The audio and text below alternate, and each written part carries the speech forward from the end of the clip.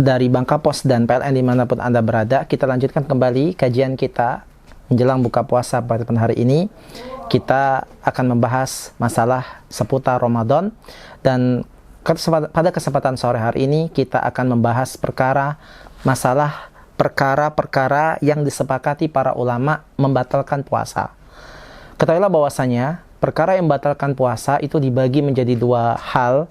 Perkara pertama adalah yang para ulama sepakat membatalkan puasa. Dan perkara kedua adalah yang para ulama berselisih pendapat ini bisa membatalkan puasa atau tidak. Adapun hal-hal atau perkara yang bisa membatalkan puasa dan itu merupakan menjadi kesepakatan para ulama adalah yang pertama adalah makan dan minum secara sengaja. Maka jelas makan dan minum secara sengaja adalah disepakati para ulama dan tidak ada perselisihan. Bagi orang yang makan dan minum dengan sengaja, itu bisa batal puasanya.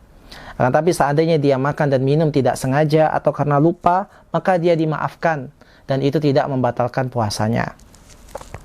Sebagaimana firman Allah dalam surah Al-Baqarah ayat 187, Allah berfirman, "Wa kulu washrabu hatta yatabayyana lakumul khaytul abyadu minal khaytil aswadi minal fajr." Kata Allah Subhanahu wa taala, makan dan minumlah sampai jelas batas antara benang putih dan benang hitam, yaitu batas waktu terbit fajar dan waktu malam. Kemudian perkara yang kedua yang para ulama sepakat dia membatalkan puasa adalah jima atau berhubungan badan. Jima atau hubungan badan ini para ulama sepakat membatalkan puasa. Bahkan selain dia puasanya batal, dia wajib untuk membayar kafaroh. Tidak cukup baginya sekedar dia dikatakan puasanya batal, dia harus membayar kafaroh, yaitu berupa pilihan pertama adalah dia memerdekakan budak. Kalau seandainya ternyata dia tidak bisa memerdekakan budak, maka dia melakukan yang kedua, yaitu puasa 2 bulan berturut-turut. Kalau seandainya dia tidak mau puasa 2 bulan berturut-turut, maka dia memberikan makan sebanyak 60 orang miskin. Itu kafaroh bagi orang yang berhubungan badan di siang hari bulan Ramadan. Yang membayarnya siapa? Suami atau istri? Yang membayarnya adalah pihak suaminya. Maka suami yang membayar, kemudian setelah dia berhubungan badan, dia juga tidak boleh makan setelah itu. Tetap dia harus menahan dirinya dari makan dan minum sampai terbit fajar. Maka berhubungan badan, maka dia termasuk perkara yang membatalkan puasa. Adapun keadaannya dia keluar air maninya karena mimpi basah misalnya, maka itu tidak membatalkan puasa. Kecuali dia keluar air maninya dengan cara memaksa keluarnya, dengan cara yang diharamkan, seperti misalnya kita katakan misalnya dia melakukan istimta.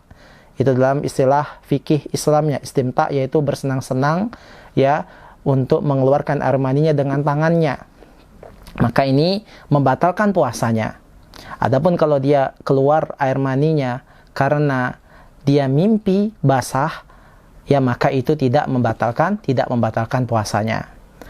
Kemudian perkara yang ketiga yang disepakati para ulama yang bisa membatalkan puasa adalah yaitu khurujud damil haid wan nifas, yaitu keluar darah haid dan nifas. Ini juga bisa membatalkan puasanya. Dan ini menurut kesepakatan para ulama bahwasanya mengeluarkan darah haid dan nifas itu bisa membatalkan puasa. Tidak hanya dia tidak boleh berpuasa, juga dia tidak boleh sholat, dan tidak boleh melakukan amalan-amalan yang lain seperti menyentuh Al-Quran dengan tangannya secara langsung. Nah, ini perkara yang berikutnya yang bisa membatalkan puasa. Kemudian selain itu juga yang bisa membatalkan puasa, tadi saya katakan adalah keluar air mani dengan sengaja. Baik itu dengan cara dia bercumbu suami istri sehingga keluar air maninya, atau dia misalnya bermesraan sehingga air maninya keluar, atau dia menggunakan tangannya yang saya tadi bilang istimta, sebenarnya istimna, saya salah sebut, yaitu dengan istimna, itu juga bisa membatalkan puasanya. Lalu berikutnya yang bisa membatalkan puasanya dengan sengaja ya dengan sengaja atau dia termasuk sepakatan para ulama bisa membatalkan puasa adalah menyuntikkan bahan makanan ke dalam tubuh seperti infus, ya melakukan infus, yaitu dilakukan pemasukan zat-zat gizi dari tubuh. Seperti orang yang sakit, dia menginfus, ya diinfus oleh dokter sehingga dia pun memasukkan zat-zat makanan dalam tubuh dan diserap oleh lambungnya sehingga lambungnya terasa kenyang. Ini juga disepakati para ulama membatalkan puasa. Dan yang terakhir, yang disepakati para ulama membatalkan puasa adalah muntah dengan sengaja. Seseorang muntah dengan sengaja dengan cara memasukkan ya jarinya ke dalam mulutnya sehingga dia keluar muntahnya, itu juga termasuk membatalkan puasa. Berarti kalau dia muntah tidak sengaja, misalnya mungkin ibu hamil masih trimester pertama, dia pingin puasa misalnya, tiba-tiba dia muntah, ya sebenarnya belum membatalkan puasa kalau tidak sengaja, tetapi dia boleh membatalkannya karena dia mungkin sedang trimester pertama, dia lemah, ya maka boleh dia tidak berpuasa dan dia bisa mengganti dengan hari yang lain atau dengan membayar fidyah, tergantung kondisional seorang perempuan tersebut. Nah, inilah para sahabat Bang Kapos, ya dimanapun Anda berada, tentang perkara yang disepakati para ulama membatalkan puasa. Di sana ada perkara-perkara yang tidak disepakati membatalkan puasa sehingga menjadi jalur ijtihad para ulama dan memiliki beberapa qaul atau ikhtilaf para ulama. Seperti misalnya memakai tetes mata, ngorek kuping, kemudian seperti suntik vaksin, kemudian memakai celak, berbekam, ya itu adalah perkara-perkara yang diberselisih para ulama tentang batal atau tidaknya. Dan insya Allah kita akan bahas secara rinci tentang hal tersebut. Sampai sini saja pembahasan kita pada hari ini. Wassalamualaikum